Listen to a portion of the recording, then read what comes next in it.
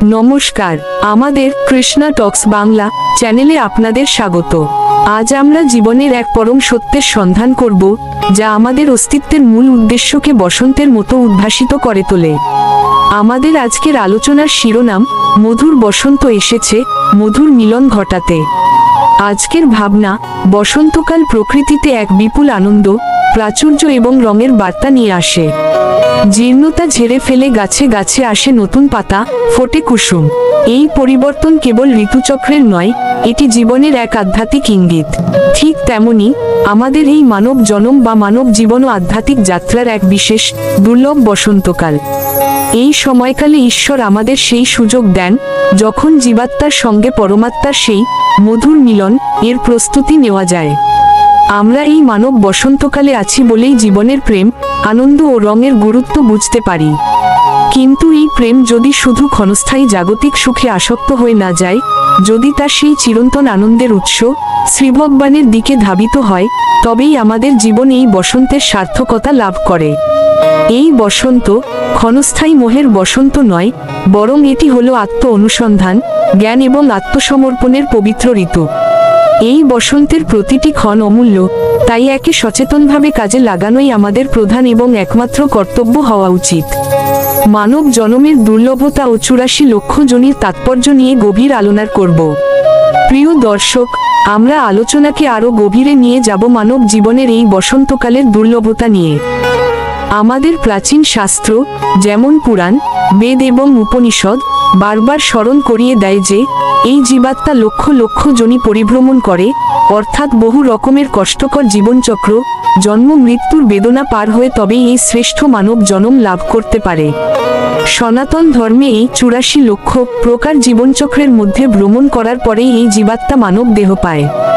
এই মানব দেহ লাভ করা কেবল একটি দৈহিক রূপান্তর নয়, এটি হলো বিবেক, বুদ্ধি এবং আত্ম অনুসন্ধানের ক্ষমতা নামক পরম ঐশ্বর্যের অধিকারী হওয়া।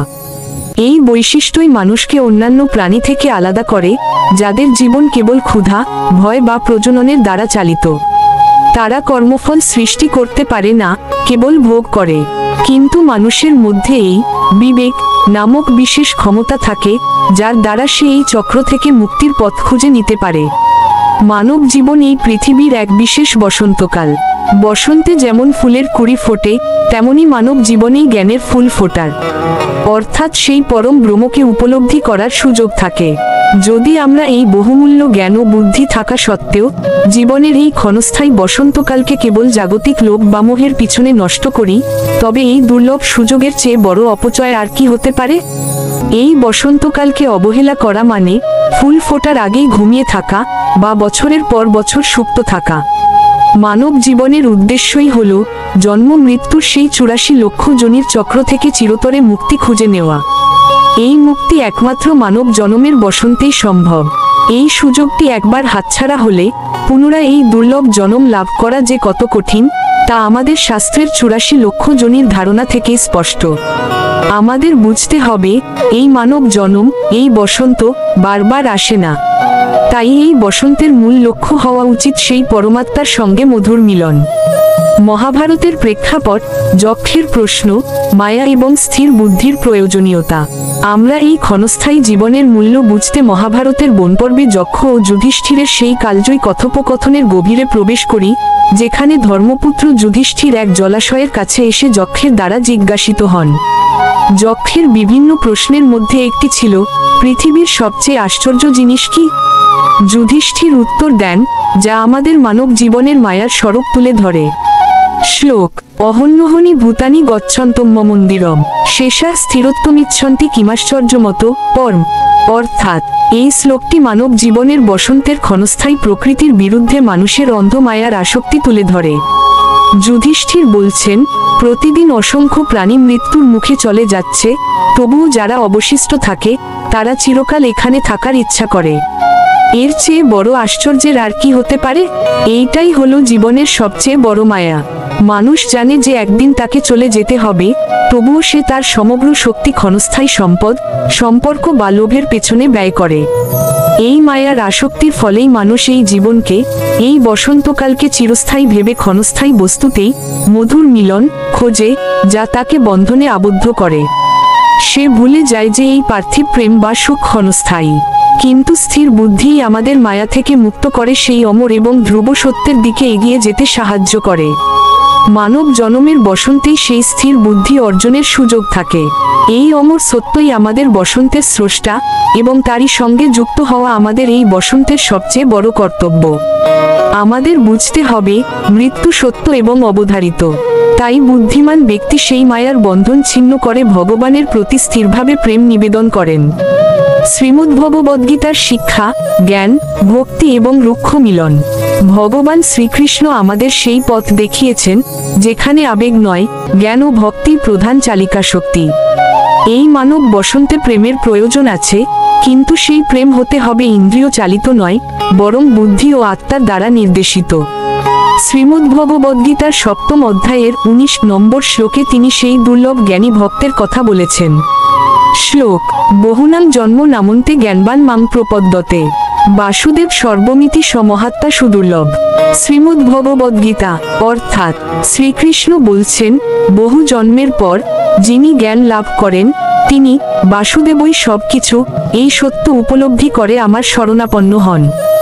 সেই মহাত্মা অত্যন্ত দুর্লভ। এই জ্ঞানী ভক্ত বহু জন্ম ধরে বিভিন্ন সাধনা ও কর্মের পথ ধরে চলার পরে এই চূড়ান্ত উপলব্ধিতে পৌঁছান। এই জ্ঞানী আমাদের এই মানব জনমের বসন্তকে সার্থক করে। যখন আমরা এই বসন্তের ফুল, রং, আনন্দ সবকিছুতেই সেই পরম পুরুষ, সেই বাসুদেবের প্রকাশ দেখি, তখনই সেই মধুর মিলন পূর্ণতা পায়। এই প্রেমই আমাদের 84 লক্ষ যোনির বন্ধন ছিন্ন করে। এই উপলব্ধিই হলো সেই চূড়ান্ত মিলন, যা আমাদের চিরন্তন বসন্তের স্বাদ এনে দেয়। তাই শ্রীকৃষ্ণ গীতার 6ষ্ঠ অধ্যায়ের 28 নম্বর শ্লোকে বলেছেন। শ্লোক: যুঞ্জন্যেবং সদাত্তান যোগী বিগত কলমশ, সুখেন ব্রহ্মসং স্পর্শম অত্যন্তং সুখশ্রুতে। এই শ্লোকের অত্যন্তং সুখশ্রুতে বা চরম আনন্দ এর ধারণাই হলো আমাদের বসন্তকালের মধুর মিলন। যখন যোগী মনকে সংযত করে পাপমুক্ত হন, তখনই সেই পরম ব্রহ্মের সঙ্গে মিলন ঘটে। আমাদের এই বসন্তের প্রতিটি দিনকে মন সংযত করার সুযোগ হিসেবে কাজে লাগাতে হবে। কেবল জাগতিক মোহে আসক্ত না হয়ে বিবেক ও জ্ঞানকে কাজে লাগিয়ে আমাদের পরমাত্মার সঙ্গে যুক্ত হওয়ার জন্য প্রস্তুত হতে হবে। এটাই হলো মানব জীবনের সর্বোচ্চ সার্থকতা। সুপ্ত মনকে জাগরিত করার চূড়ান্ত আহ্বান ও কাব্যিক। প্রিয় দর্শক, এই মানব জনমের বসন্ত অন্যান্য প্রাণীদের কাছে এক সুপ্ত অধ্যায়, কারণ তাদের জ্ঞান নেই। কিন্তু আমাদের জন্য এই দুর্লভ মানব বসন্ত এখন আর সুপ্ত থাকার সময় নয়, এখন আমাদের সার্থক হওয়ার সময়। আসুন আমরা আমাদের ভেতরের সেই সুপ্ত মনকে জিজ্ঞেস করি, কেন তুমি দেখছো না এই মধুর বসন্ত দ্রুত চলে যাচ্ছে? এই সুযোগটি একবার চলে গেলে তা ফিরে পাওয়ার জন্য আবার জন্ম জন্মান্তর অপেক্ষা করতে হতে পারে। এই পবিত্র সুযোগকে কবি তাই হয়তো এমনভাবে বর্ণনা করেছেন। মধুর মহালয়ার সমীরে মধুর মিলন ঘটাতে, কুহুক লেখনী ছুটাইয়ে কুসুম তুলিছে ফুটায়, লিখিছে প্রণয় কাহিনী বিবিধ বরণ ছটাতে। হেরো পুরানো প্রাচীন ধরনী হয়েছে শ্যামল বরণী, যেন যৌবনপ্রবাহ ছুটেছে কালের শাসন টুটাতে। এই মানব জন্মে পুরনো বিরহ হানিছে, নবীন মিলন আনিছে, নবীন শান্তি আইলো নবীন জীবন ফুটাতে। এই পুরনো বিরহ হলো সেই 84 লক্ষ যোনির কষ্ট, আর এই মানব জনমের বসন্ত বা নবীন মিলন হলো সেই বিরহকে দূর করে পরমাত্মার সঙ্গে যুক্ত হওয়ার সুগম রাস্তা। এই সুযোগটি সেই যৌবনপ্রবাহের মতো, যা আমাদের সমস্ত কালের শাসন বা জন্ম মৃত্যুর বন্ধন ছিন্ন করার ক্ষমতা রাখে। সুতরাং হে সুপ্ত মন, এই নবীন জীবন পাওয়ার সুযোগটিকে অবহেলা করো না। বুদ্ধি ও প্রেমের মাধ্যমে শ্রীভগবানের শরণাপন্ন হয়ে এই মানব জনমের বসন্তকে সার্থক ও চিরন্তন করে তোলো। আমাদের আজকের এই গভীর আলোচনাটির পূর্ণাঙ্গ রূপ, যেখানে আমরা কর্ম, জ্ঞান ও ভক্তির ত্রিবেণী সঙ্গমের মাধ্যমে মানব জনমের বসন্তকে কিভাবে কাজে লাগানো যায় সেই বিষয়ে আরও বিস্তারিত জানলাম। আমাদের এই গভীর আলোচনা যদি আপনার জীবনে সামান্যতম শান্তি ও পথনির্দেশ এনে দেয়, তবে অবশ্যই লাইক, কমেন্ট ও সাবস্ক্রাইব করে আমাদের সঙ্গে থাকুন। আপনাদের মূল্যবান মন্তব্য এবং মতামত কমেন্টসে জানাতে পারেন। সকলেই ভালো থাকবেন। হরে কৃষ্ণ।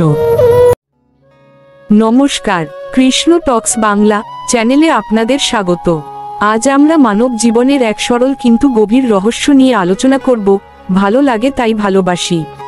এর সঙ্গে জড়িয়ে আছে সেই রহস্যময়ী অনুভূতি যেখানে আমরা বলি, বিনিময় দিয়েছিলে একটু হাসি, এবং কেন ভালো লাগে তা জানি না।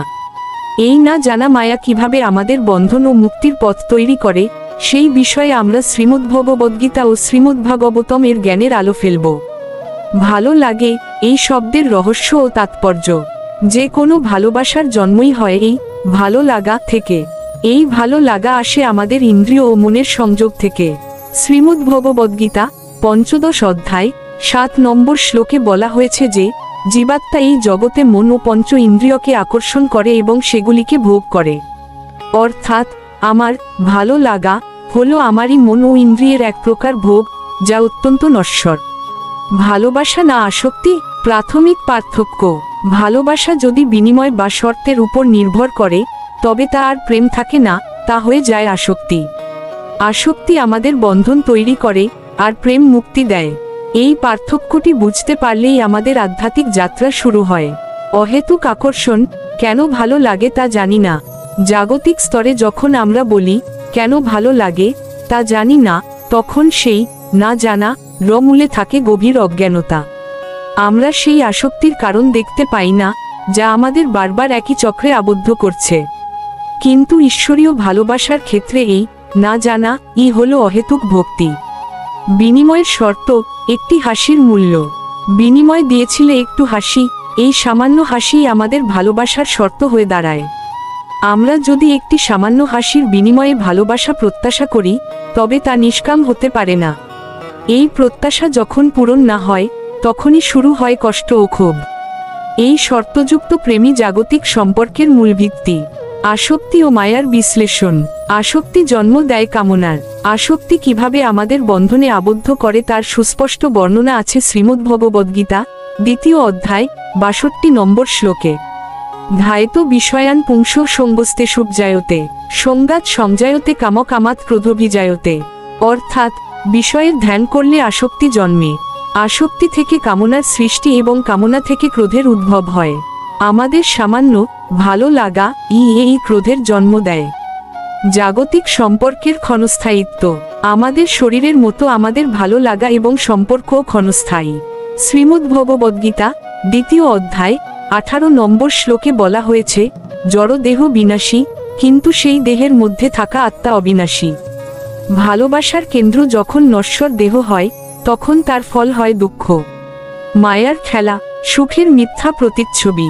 ত্রিগুণাত্মক প্রকৃতি কিভাবে আমাদের বিভ্রান্ত করে। শ্রীমদ্ভগবদ্গীতা ৪র্দশ অধ্যায় ৫ নম্বর শ্লোক অনুসারে, প্রকৃতির ৩ গুণ সত্য, রজ ও তম জীবকে দেহের সাথে বেঁধে রাখে। এই গুণের প্রভাবেই আমরা ক্ষণস্থায়ী ভালো লাগা কে চিরন্তন সুখ বলে ভুল করি। আসক্তি মুক্তির প্রথম ধাপ: জ্ঞান যোগ। আসক্তি থেকে মুক্তি পেতে গেলে বুদ্ধি ও মনের মধ্যে সমন্বয় প্রয়োজন। শ্রীমদ্ভগবদ্গীতা ৩য় অধ্যায় ৪৩ নম্বর শ্লোক আমাদের মনকে বুদ্ধি দ্বারা নিয়ন্ত্রণ করার কথা বলে। আসক্তিকে পরাস্ত করতে হলে মনকে নয়, আমাদের বুদ্ধিকেই চালক হতে হবে। আমার ভাবনার বন্ধন ও অহংকার। ভালো লাগে তাই ভালোবাসি, এই কথার মূলে থাকে একটি প্রবল অহংকার। শ্রীমদ্ভগবদ্গীতা ১৬শ অধ্যায় ১৮ নম্বর শ্লোক অনুসারে, অহংকার, শক্তি, গর্ব, কাম ও ক্রোধের দ্বারা চালিত মূঢ় ব্যক্তিরা সবকিছুর প্রতি আসক্ত হয়। এই আমার ভাবনাই আসক্তির সবচেয়ে বড় কারণ। ভালো লাগা এক জন্মান্তরের বাসনা। আমাদের বর্তমান ভালো লাগা বা মন্দ লাগার পেছনে পূর্বজন্ম ও সংস্কারের ভূমিকা থাকে। শ্রীমদ্ভগবদ্গীতা ২য় অধ্যায় ৪০ নম্বর শ্লোক বলে, এই পথে সামান্য প্রচেষ্টাও কখনো নষ্ট হয় না। আমাদের পূর্ব সংস্কারগুলি আমাদের বর্তমান জীবনে কোনো নির্দিষ্ট বস্তুর প্রতি আসক্তি তৈরি করে। নিষ্কাম প্রেম ও মুক্তির পথ। নিষ্কাম কর্ম ভালোবাসার সঠিক প্রয়োগ। আসক্তিযুক্ত কর্মের ফল বন্ধন, কিন্তু নিষ্কাম কর্ম মুক্তি দেয়। শ্রীমদ্ভগবদ্গীতা ২য় অধ্যায় ৪৭ নম্বর শ্লোক অনুসারে, তোমার কেবল কর্মে অধিকার, কর্মফলে নয়।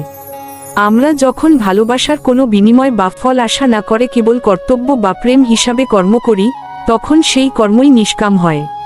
ভক্তিযোগ শর্তহীন ভালোবাসার চূড়ান্ত রূপ। ভক্তি হল সেই প্রেম যার কোনো কারণ বা শর্ত লাগে না।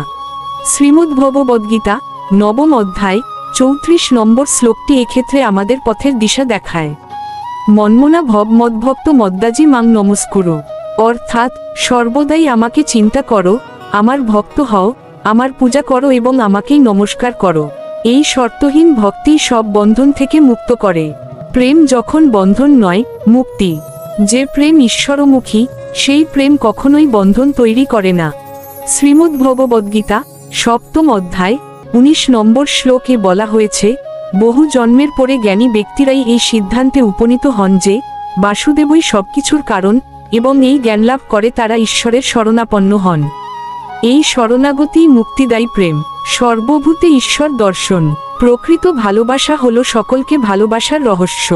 শ্রীমদ্ভগবদ্গীতা 6ঠ অধ্যায় 29 নম্বর শ্লোক অনুসারে, যোগযুক্ত ব্যক্তি সব জীবের মধ্যে নিজেকে এবং নিজের মধ্যে সব জীবকে দেখেন। তিনি সব স্থানে সমভাবে ঈশ্বরকে দর্শন করেন। এই দৃষ্টি এলে কোনো বিশেষ ভালো লাগার প্রতি আর আসক্তি থাকে না। জীবনের পথে চলার নির্দেশনা, প্র্যাকটিক্যাল গাইডেন্স। সমত্ব বুদ্ধি, ভালো লাগা ও না লাগায় অবিচলতা। আসক্তিকে জয় করতে হলে আমাদের সমত্ব বুদ্ধি অর্জন করতে হবে। শ্রীমদ্ভগবদ্গীতা 2য় অধ্যায় 15 নম্বর শ্লোকে বলা হয়েছে, যিনি সুখ ও দুঃখে অবিচলিত থাকেন, যিনি ধীর ও স্থির, তিনিই অমরতার যজ্ঞ হন। কোনো সামান্য ভালো লাগা বা খারাপ লাগা যেন আমাদের মনকে বিচলিত করতে না পারে। স্থিরপ্রজ্ঞের লক্ষণ, প্রেম ও আসক্তির ঊর্ধ্বে। স্থিরপ্রজ্ঞ ব্যক্তি কেমন হন? শ্রীমদ্ভগবদ্গীতা 2য় অধ্যায় 55 নম্বর শ্লোকে শ্রীকৃষ্ণ অর্জুনকে বলেন, যখন কেউ মনের সমস্ত কামনা থেকে মুক্ত হন এবং আত্মাতেই সন্তুষ্ট থাকেন, তখনই তাকে স্থিরপ্রজ্ঞ বলা হয়। জাগতিক ভালো লাগা তাকে প্রভাবিত করতে পারে না। ত্যাগ ও বৈরাগ্যের গুরুত্ব। আসক্তি ত্যাগের মাধ্যমেই প্রকৃত শান্তি লাভ সম্ভব। শ্রীমদ্ভগবদ্গীতা 8ম অধ্যায় 2 নম্বর শ্লোক ত্যাগকে সংজ্ঞায়িত করেছে, কামনাপূর্ণ কর্মফল ত্যাগ করাই হলো ত্যাগ। ভালো লাগে তাই ভালোবাসি, এর ফলটিকে ত্যাগ করতে শিখলেই বৈরাগ্য আসে। ভালোবাসার চূড়ান্ত গন্তব্য আত্মনিবেদন। আমাদের সমস্ত কর্মের ফল কাকে নিবেদন করতে হবে? শ্রীমদ্ভগবদ্গীতা 9ম অধ্যায় 27 নম্বর শ্লোক, যৎ করসি যদ অশ্নাসি যজ্ জুহসি দোদাসি যৎ যৎ তপস্যসি কৌন্তেয় তত কুরুত্ব মদর্পণম। অর্থাৎ তুমি যা কিছু করো, যা কিছু আহার করো, যা কিছু যজ্ঞ করো, যা কিছু দান করো বা যে তপস্যা করো, হে কুন্তিপুত্র, তা আমাকে অর্পণ করো। আমাদের প্রেমও এইভাবে অর্পিত হলে তা শুদ্ধ হয়। অমরত্বের পথে যাত্রা, ভালোবাসার নতুন সংজ্ঞা। ভালোবাসা মানে শুধু গ্রহণ নয়, বরং প্রদান করা। শ্রীমদ্ভাগবতম 11 স্কন্ধ 11 অধ্যায় 8 নম্বর শ্লোক অনুসারে, ভাগবত ধর্মের মূলই হল সমস্ত জীবের প্রতি নিঃস্বার্থ ভালোবাসা এবং তা ঈশ্বরের সেবায় নিবেদন করা। এই নিষ্কাম ভালোবাসাই আমাদের অমরতার পথে চালিত করে। নিষ্কাম ভক্তি ও নিত্য আলোচনা। আমরা আজ দেখলাম কিভাবে আমাদের জীবনের ভালো লাগে তাই ভালোবাসি এই সরল উক্তিটির মধ্যে মায়া, আসক্তি এবং মুক্তির রহস্য লুকিয়ে আছে। এই মায়ার জাল ছিন্ন করে অমরত্বের পথে যাত্রা করতে হলে আমাদের ভালোবাসার স্বরূপকে পরিবর্তন করে নিষ্কাম ভক্তির পথে যেতে হবে। প্রতিদিন রাত 8টায় আমরা এ ধরনের আলোচনা নিয়ে আসি কৃষ্ণ টক্স বাংলা চ্যানেলে।